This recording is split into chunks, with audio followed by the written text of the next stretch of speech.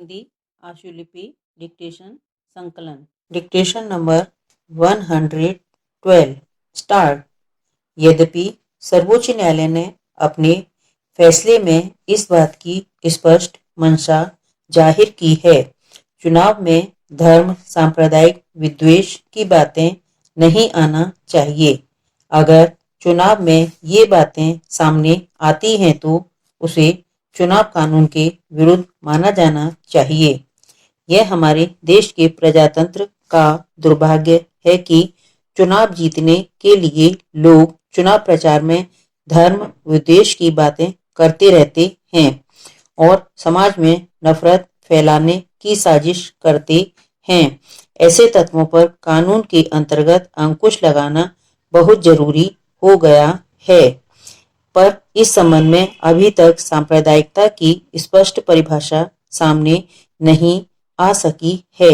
सांप्रदायिकता के बारे में कानूनी परिभाषा न होने से सरकार भी असहाय हो जाती है।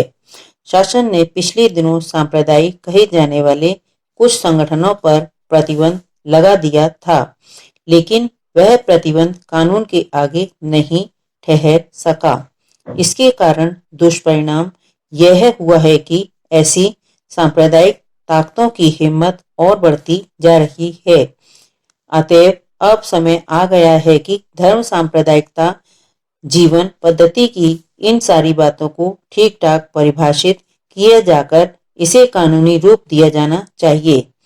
उच्चतम न्यायालय ने अपने ऐतिहासिक निर्णय में स्पष्ट कर दिया है कि उम्मीदवार के भाषणों में हिंदूवाद और हिंदुत्व शब्दों का इस्तेमाल भर करने से उसे सांप्रदायिक करार नहीं दिया जा सकता।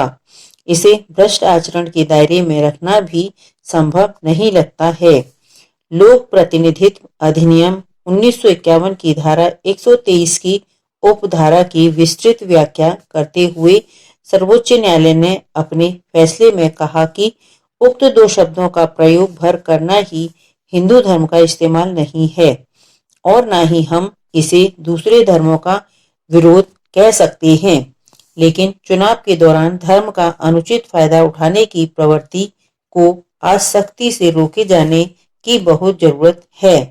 इसलिए चुनाव के दौरान उम्मीदवार और उनके प्रचारकों को ऐसे शब्दों का प्रयोग संयम के साथ दूसरे धर्मों के प्रति नफरत न फैलाते हुए ही करना चाहिए। यह सब चीजें सारे संदर्भ के मामले को देखकर ही तय की जा सकती है। सुप्रीम कोर्ट ने 63 पृष्ठीय अपने फैसले में और 16 पेज हिंदुत्व और हिंदूवाद की व्याख्या करने में लगाए हैं। ऐसा करते हुए उच्चतम और सर्वोच्च न्यायालय का यह कथन महत्वपूर्ण है कि इन शब्दों का इस्तेमाल भारतीय संस्कृति, मूल्यों, यहाँ के लोगों की जीवन पद्धति को बताने और आम जनता में राष्ट्रीयता की भावना उत्पन्न करने के लिए भी किया जा सकता है। केवल हिंदू नाम को अछूता एवं सांप्रदायिक करार देकर उसकी निंदा करने वाली शक्तियों को इस निर्णय से ऊपर करारा झटका लगेगा। वही अदालत ने इन शब्दों के दुरुपयोग को सख्ती से रोकने का संकेत किया है। स्टॉप। हिंदी डिक्टेशन के लिए एक्सप्लोर स्टेनोग्राफी चैनल को लाइक करें, सब्सक्राइब करें, बेल आइकन को प्रेस करें और वीडियो को शेयर करें।